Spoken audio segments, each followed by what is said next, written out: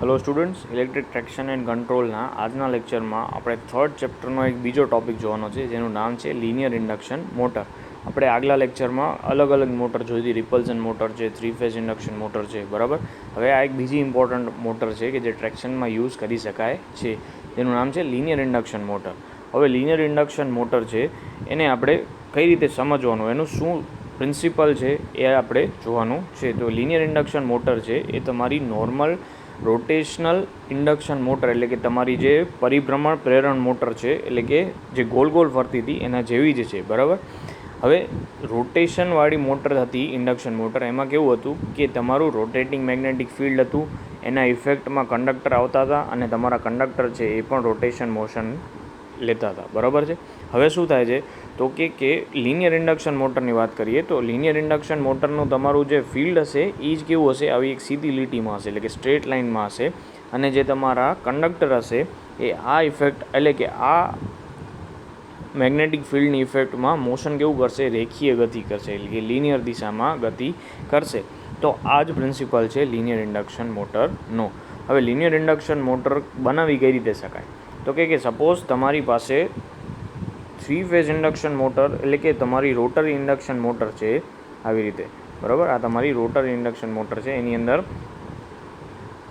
તમારા આ બધા પાર્ટ્સ છે, બરાબર. હવે આ જ મોટરને તમે એની આ ધારો કે એની એક્સિસ છે આવી રીતે, આ એક્સિસમાંથી તમે વચ્ચેથી કટ કરી અને આખી ફ્લેટ કરી નાખો છો સરફેસ ઉપર, બરાબર. એક્સિસ ઉપરથી કટ કરીને ફ્લેટ કરશો તો તમને આવો ડાયાગ્રામ મળશે, બરાબર છે. તો આ જે મળ્યું એ તમારું શું છે, લિનિયર ઇન્ડક્શન મોટર છે, બરાબર છે, બરાબર છે. તો આવી રીતે તમે નોર્મલ તમારી જે મોટર હોય છે, જેમાં તમે રોટેશનલ આપણે બધા હોય છે, બરાબર, રોટેશનલ ઇન્ડક્શન મોટર છે, એને તમે વચ્ચેથી આમ કટ કરો છો અને એને ફ્લેટ કરી દો છો. તો ફ્લેટ કરશો તો તમારી પાસે આવું કાંઈક ડાયાગ્રામ આવશે, બરાબર છે. આ તમે ફ્લેટ કરી દીધું તો આ ટાઈપનો ડાયાગ્રામ આવે છે, બરાબર. તો આ રીતે તમને લિનિયર ઇન્ડક્શન મોટર મળે છે. હવે તમે ડાયાગ્રામમાં જોશો તો શું આવે છે તો કે જો આપણે યોક અને પ્રાઇમરી વાઇન્ડિંગ જે છે, તમારું યોક અને આ જે પ્રાઇમરી મેગ્નેટિક સર્કિટ અથવા તો પ્રાઇમરી ફિલ્ડ વાઇન્ડિંગ છે, એને તમે મૂવમેન્ટ પ્રાઇમરી ફિલ્ડ વાઇન્ડિંગ સાથેની જે ચુંબકીય પરિપથ છે, એટલે કે જે ચુંબકીય પાથ છે, એને તમે શું કરો છો તો તમારા વ્હીકલના ફરતા ભાગ સાથે ફિટ કરો છો, બરાબર છે. તો જે રોટેશનલ પાર્ટ, એટલે કે મૂવિંગ પાર્ટ હશે, અને સ્ટેશનરી, એટલે કે સ્થિર ભાગ હશે, એની વચ્ચેનો જે મેગ્નેટિક પુલ હશે, એટલે કે ચુંબકીય ખેંચાણ હશે, બરાબર, એ સુધી હશે બિન અસરકારક બનાવી શકાય છે, બરાબર. હવે ચુંબકીય ખેંચાણ હવે ક્યાં થશે, અહીંયા નથી થતું તો ક્યાં થશે તો કે જે બે પાર્ટ આપણે વ્હીકલની નીચે, એટલે કે મૂવિંગ પાર્ટમાં લગાવેલા છે, એ બે વચ્ચે જ થશે, બરાબર. અને યોક છે એ ચુંબકીય ફ્લક્સ માટે જે મેગ્નેટિક પાથ જોઈએ એ પૂરું પાડશે, બરાબર છે. પણ હવે જનરલી શું થાય છે તો કે તમારા યોકની જગ્યાએ એક ફિલ્ડ વાઇન્ડિંગ જ દેવામાં આવે છે. અને આ બંને ફિલ્ડ વાઇન્ડિંગમાં કરંટ કેવી રીતે પસાર થશે તો કે બંનેમાં કરંટ એવી રીતે પસાર થશે કે જેથી કરીને શું થાય તો કે ઓપોઝિટ પોલ્સ, એટલે કે વિરુદ્ધ ધ્રુવો ઉત્પન્ન થાય. એનાથી ફાયદો શું થાય તો કે સ્ટેટરની અંદર જે લોસીસ થાય છે એ કેટલા તો કે ચોથા ભાગના થઈ જાય છે, 1/4 થઈ જાય છે, બરાબર, અહીંયા જોઈ શકો છો. અને સ્ટેટર ઉપર બમણો પ્રવાહનો ભાર આવે છે. હવે ફિલ્ડ વાઇન્ડિંગની લંબાઈ શું થઈ જશે, નાની, અને એના કારણે શું થશે, એર ગેપ શું થશે, ટૂંકો એર ગેપ આપણને જરૂર પડે છે. તો આ રીતે લિનિયર ઇન્ડક્શન મોટરમાં બહુ કાંઈ ખાસ છે નહીં. તમે તમારી રીતે સમજાવી શકો છો કે રોટરી ઇન્ડક્શન મોટરને તમે વચ્ચેથી કટ કરીને ફ્લેટ કરો છો, અને તેને તો ફ્લેટ કરો છો જે પ્લેન છે એને ઉપર, તો એનાથી શું બને છે, લિનિયર ઇન્ડક્શન મોટર. હવે લિનિયર ઇન્ડક્શન મોટર છે એની અંદર થોડી અમુક પ્રોબ્લેમ્સ છે કે જેની અંદર પહેલું છે એન્ડ ઇફેક્ટ છે, એડ્જ ઇફેક્ટ છે, બરાબર. પછી બીજી છે એર ગેપ ઇફેક્ટ, બરાબર, અને ચુંબકીય આકર્ષણની અસર. એટલે આ 4 એના મેઇન પ્રોબ્લેમ્સ છે. પણ આ ઉપરના 4 પ્રોબ્લેમ્સને આપણે ઓવરકમ કરી શકીએ છીએ, દૂર કરી શકીએ છીએ, બરાબર. હવે એના ફાયદા અને ગેરફાયદા જોવાના છે. તો કે રોટરી પ્રેરણ મોટર કરતાં આની રચના કરી લે કે કન્સ્ટ્રક્શન કેવું છે, ઇઝી છે, બરાબર. શરૂઆતની કિંમત ઓછી છે, એટલે ખર્ચ પણ કેવો છે, ઓછો છે, બરાબર. પછી ગોળ ફરતા પરિભ્રમણ ભાગ, એટલે કે રોટેશન કરતા હોય એવા ભાગ કેવા છે, બહુ જ ઓછા છે. અને ઓછા છે એનો મતલબ શું થયો કે એનો નિભાવ ખર્ચ, એટલે કે મેન્ટેનન્સ પણ કેવું હશે, ઓછું. પછી રોટર ન હોવાથી મોટર બહુ ગરમ થતી નથી, એટલે કે કૂલ રહે છે, ઠંડી રહે છે, બહુ હીટિંગ ઇફેક્ટ આમાં આવતો નથી.